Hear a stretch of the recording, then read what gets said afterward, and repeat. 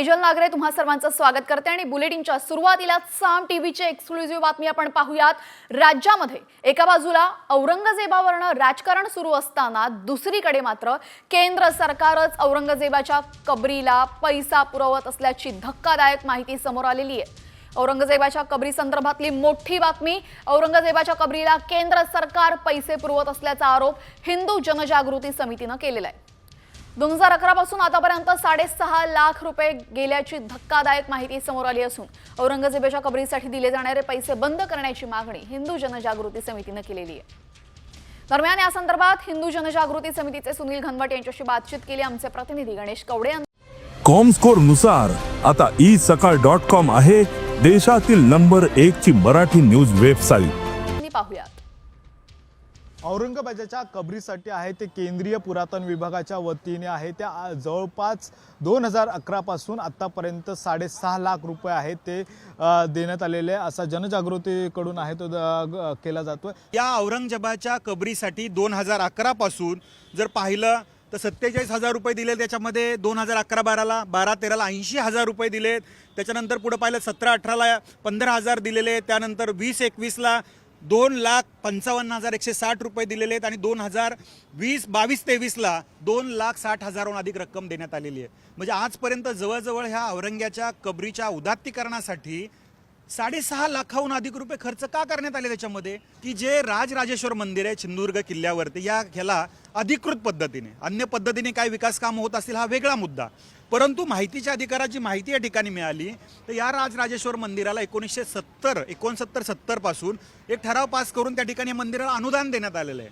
दुर्दैव आहे की ज्या औरंग्याच्या उदात्तीकरणासाठी केंद्रीय पुरातत्व खातं आतापर्यंत 6.5 लाख रुपये खर्च करतं। हेच केंद्रीय पुरातत्व विभाग छत्रपती शिवाजी महाराजांच्या त्या मंदिरासाठी केवळ आणि केवळ वर्षाला 3,000 रुपये खर्च करतं, आता वाढवून काय। दरम्यान आता याच संदर्भात उदयनराजेंची प्रतिक्रिया समोर येते। औरंगजेबाची कबर जेसीबी लावून उखडून टाका अशी आक्रमक प्रतिक्रिया यावेळेस उदयनराजे भोसले यांनी देत ते भडकल्याचं दिसतंय। औरंगजेब चोर होता आणि तो देश लुटायला आला होता असं यावेळेस उदयनराजे म्हणालेत। कोणी केली मला माहित नाही, माझं तर म्हणणं आहे ना, जे काय तुमचा प्रश्न काय, औरंगजेबाची जी कबर आहे ती काढली जावी असं अनेकांचं म्हणणं आहे, तुमचं काय म्हणणं आहे त्याच्यावरचं? ठेवून काय उपयोग आहे? म्हणजे काय, तो लुटायला झाला होता, चोर होता तो, त्याचं उदात्तीकरण काय करायचं, कशा करता हे काय? आणि जे लोक दर्शनाला जातात त्यांना सांगा घ्या, त्यांचे वंशज आहे का ते दर्शनाला। कॉमस्कोर नुसार आता isakal.com आहे देशातील नंबर 1 ची मराठी न्यूज वेबसाईट। घेऊन जा, तुमच्या घरी ठेवा ना, मग नाही तर तुम्ही जावा, जे औरंगजेब कुठनं आला होता तुम्ही पण देश सोडून जावा, कशाला थांबता इथं? परत कोणतरी म्हणणार हिंदू मुस्लिमचा विषयच नाही या इथले। तुम्ही जर शिवाजी महाराजांचं संपूर्ण जर बघितलं, त्यांचे जवळपास संपूर्ण ज्यांचे आरमारातले चीफ हे ते वेगवेगळ्या ह्याच्यातले होते ना, मुस्लिम समाजातले होते सगळे, भेदभाव कधी केला नाही असं आहे का? त्यांचे संपूर्ण जवळचे अंगरक्षक सुद्धा संपूर्ण होते, त्यामुळे हे काय हे बाणगोळ यांना काय खोदून टाकाय नसतं काय, किती लागतं? एक जेसीबी मारला खापकीन गेलं की गेलं, त्या टाकून कुठं तरी। धन्यवाद यानंतर बातमी आहे बीडमधून। बीडमध्ये आता मुंडेंनंतर धसांच्या कार्यकर्त्यांचे कारनामे समोर येत आहेत। सतीश भोसले उर्फ खोक्या भाईनं अनेकांना अमानुष पद्धतीनं मारहाण केलेली आहे आणि आता फक्त माणसांनाच नाही तर मुक्या प्राण्यांनाही त्यानं सोडलं नाहीये। आम्ही असं का म्हणतोय यासाठी बातमी काळजीपूर्वक पहा। सतीश भोसलेनं 1-2 नाही तर हजारो मुक्या प्राण्यांची कत्तल केल्याचे समोर आलंय। हरिण, काळवीट, ससे, मोरांचा त्याने जीव घेतलाय। प्राण्यांची कत्तल करणाऱ्या या भोसलेकडे वन विभाग आणि पोलिसांचं मात्र सपशेल दुर्लक्ष होत असल्याचं समोर आलेलं आहे।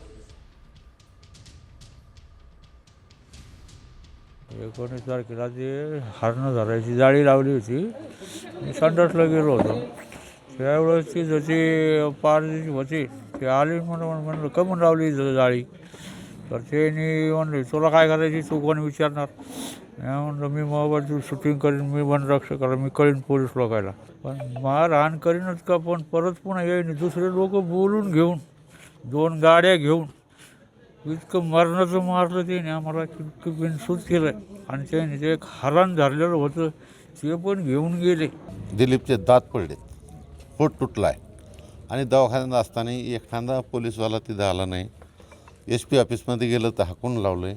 तर आका म्हणजे सूर्यदास, आका काय झाकून राहत नाही. आता ते 100% सूर्यदासने करायला लावलेलं आहे.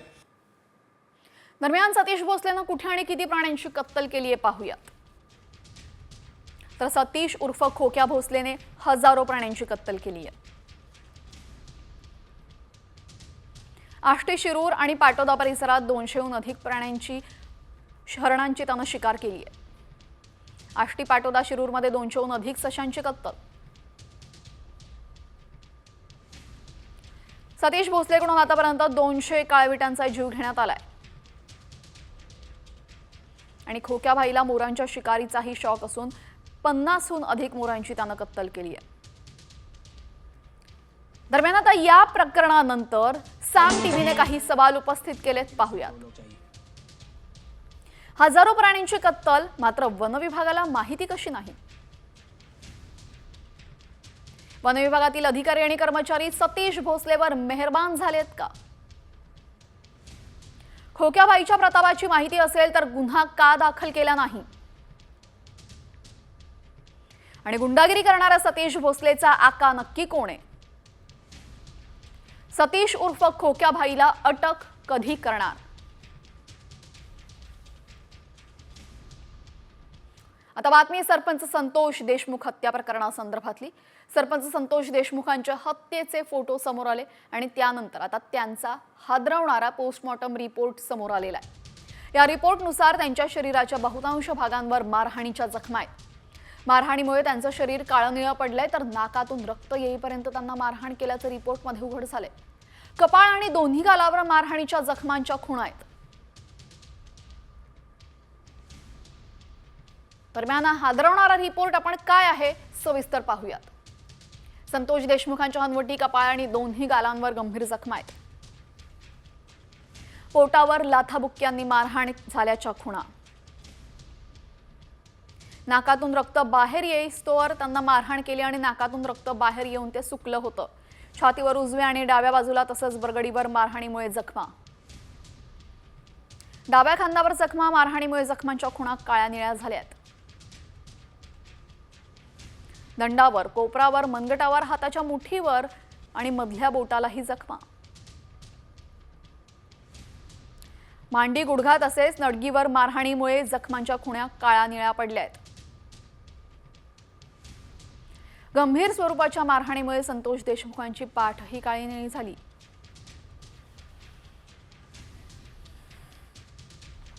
या महत्त्वाच्या ब्रेकिंग न्यूज नंतर आता पाहूयात राजकीय बातम्यांचा वेगवान आढावा. पीक विमा योजनेमध्ये मोठा गैरव्यवहार झाल्याची कबुलीच कृषी मंत्री माणिकराव कोकाटे यांनी दिलेली आहे. दरम्यान पीक विमा न देणाऱ्या कंपन्यांविरोधात गुन्हे दाखल करण्याचे आदेश दिल्याचंही त्यांनी सांगितलेलं आहे.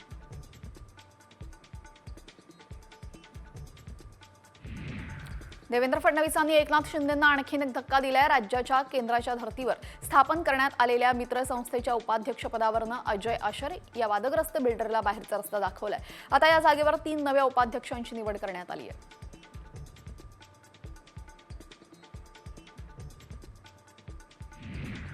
सतीश भोसलेच्या दहशतीच्या थरारक कहाण्या समोर येत आहेत. त्याला हरिण आणि मोराच्या शिकारीचा शौक होता. त्यानं आतापर्यंत साधारण 200 पेक्षा जास्त हरणांना मारल्याचं समोर आले. दिलीप ढाकणेंनी मज्जाव करताच त्यांच्या सहकार्याने दिलीप ढाकणे यांच्या मुलाला अमानुष मारहाणही केली. नाही करायचं. बाकी पांडू सब बनवास जाएंगे. सतीश भोसलेचा थेट मुलांना धमकी देतानाचा व्हिडिओ व्हायरल झालेला आहे. या व्हिडिओमध्ये तो मुलांना हातपाय तोडण्याची धमकी देताना दिसतोय. माझ्यावर अनेक गुन्हे दाखल आहेत, त्यामुळे आणखी एखादा गुन्ह्याने फरक पडत नाही असं तो म्हणालाय. बापाचा नाद नाही करायचा.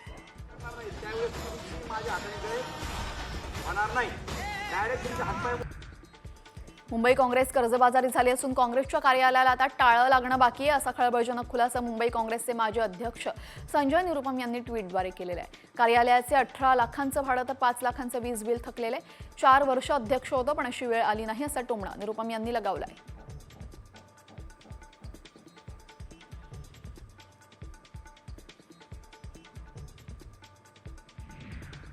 निलंबित पोलीस अधिकारी सचिन वाझेला दिलासा मिळालेला नाही. वाझेची कारागृहात सुटका करण्याची मागणी उच्च न्यायालयाने गुरुवारी फेटाळलेली आहे. उद्योगपती मुकेश अंबानी यांच्या निवासस्थानाबाहेर स्फोटकं भरलेली कार उभी होती आणि यासोबतच ठाण्याचे व्यापारी मनसुख हिरेन हत्या प्रकरणी वाझेला अटक करण्यात आलेली आहे.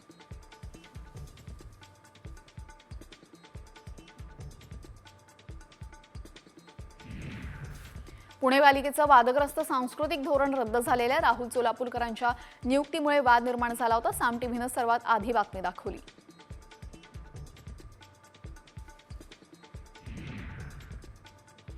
पिंपरीत कायदा सुव्यवस्था राखणाऱ्या पोलीस शिपायाचा भर रस्त्यात धिंगाणा बघायला मिळालेला आहे. बर्थडे सेलिब्रेशनसाठी एका पोलीस शिपायानं थेट पोलीस स्टेशनच्या दारातच धिंगाणा घातलाय. पोलीस शिपाई प्रवीण पाटीलनं हा प्रताप केलाय.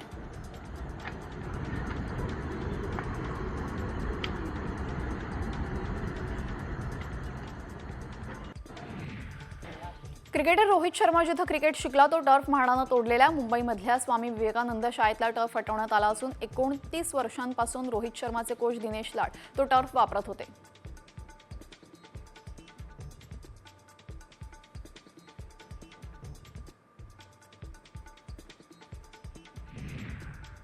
मध्य रेल्वेने होळीच्या उत्सवाला कोकणात जाणाऱ्यांची वाढती संख्या पाहून 34 होळी स्पेशल ट्रेन चालवण्याचा निर्णय घेतलाय. प्रवाशांच्या सोयीसाठी दादर, रत्नागिरी, दौंड, कलबुर्गी दरम्यान ट्रेन चालवण्याचा निर्णय घेण्यात आलेला आहे. या ट्रेन जनरल तिकिटांच्या असल्याने प्रवाशांना फायदा होतोय.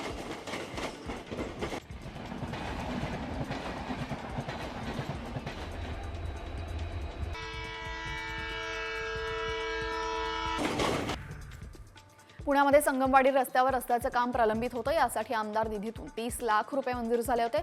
6 ते 7 महिने होऊन देखील संपूर्ण रस्त्यावरचं काम पूर्ण झालेलं नाही. जेवढं झालंय ते फारच निकृष्ट दर्जाचं दिसून आलंय.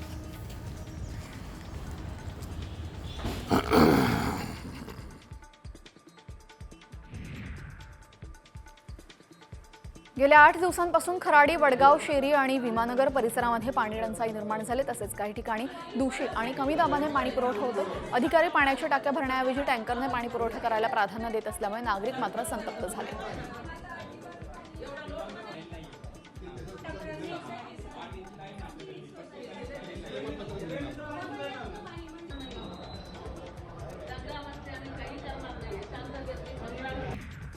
पूर्णवेळ वेतन निश्चितीच्या मागणीसाठी पुण्यामध्ये शिक्षकांनी आंदोलन पुकारलंय. आंदोलनाचा आजचा दुसरा दिवस आहे. घंटा वाजवत आंदोलन सुरू झालं.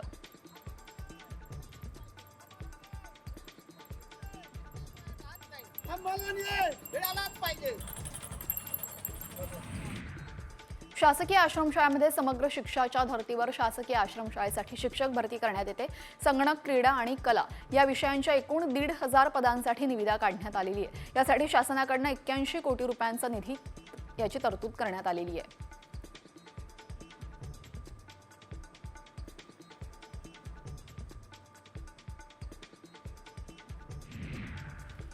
सांगली जिल्ह्यातही आष्टा ते सांगली दरम्यान मार्गावर शिवशाही बसमध्ये 24 वर्षीय तरुणीचा विनयभंग झाला. बसच्या सीटमध्ये हात घालून नराधमाने तरुणीसोबत अश्लील चाळे केले. या प्रकरणी आरोपी पोलिसांच्या ताब्यात आहे.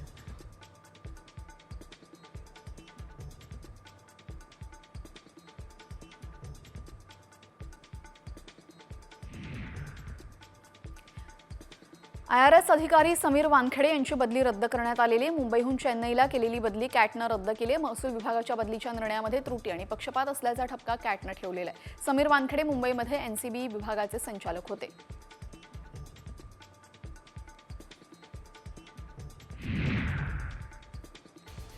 बारामतीमध्ये हॉटेलच्या किचनमध्ये आग लागली. आग वरपर्यंत गेल्याने भीतीचं वातावरण निर्माण झालं.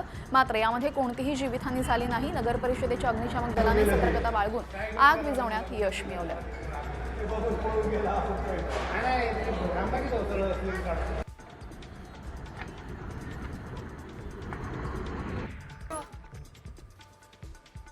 कोल्हापूरच्या इचलकरंजीमध्ये चक्क पोलीस ठाण्याबाहेरच एका व्यक्तीने स्वतःला पेटवून घेतलं. काडीमोड न घेताच पत्नीनं दुसऱ्या लग्न करत या रागातून पतीने स्वतःवर पेट्रोल ओतून आत्मदहनाचा प्रयत्न केला. या दुर्दैवी घटनेत पती गंभीर जखमी झालाय. सध्या त्याच्या रुग्णालयात उपचार सुरू आहेत.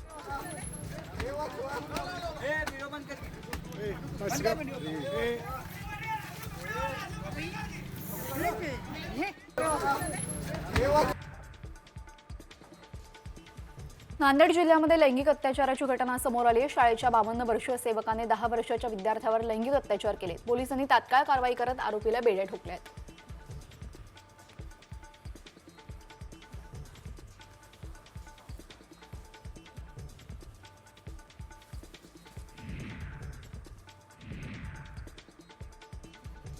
कोकणात शिमगोत्सवाला सुरुवात झालेली आहे. मृदुंगाच्या तालावर नाचणारे गावागावातील नमन खेळ 10 दिवस बाहेर पडतात. गावातल्या घराघरात जातात. अनवाणी पायाने फिरणारे खेळ आपल्या ग्रामदैवतेचा गजर करत फिरत असतात. वर्षानुवर्ष चालत आलेली ही परंपरा ग्रामीण भागात आज ताग्यात जपली जाते.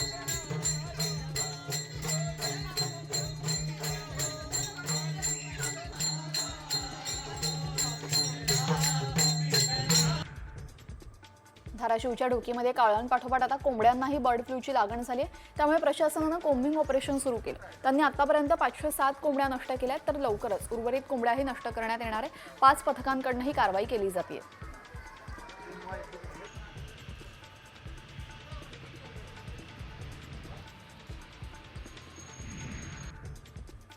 जळगावमधील बोरनारमध्ये माकडांनी उच्छाद मांडला. ते परिसरातील वस्तूंचं नुकसान करतायत. दरम्यान त्यांनी लोकांच्या शेतीचंही मोठं नुकसान केले. त्यामुळे ग्रामस्थांमध्ये भीतीचं वातावरण पसरलंय.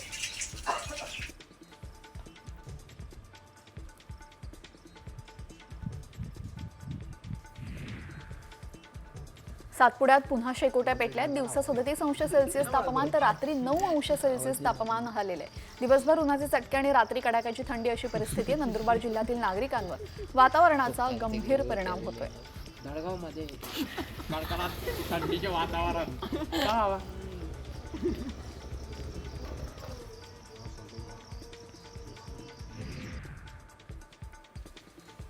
सोलापुरातल्या वैराग शहरामध्ये कचऱ्याचं साम्राज्य पसरलंय. कचरा गोळा करण्यासाठी घंटागाड्या वेळेवर येत नसल्यानं नागरिकांना घरातील कचरा रस्त्यावर टाकावा लागतो. या संदर्भात नगरपंचायतीकडे वारंवार तक्रार देऊनही कुणीही ठोस कारवाई केलेली नाहीये.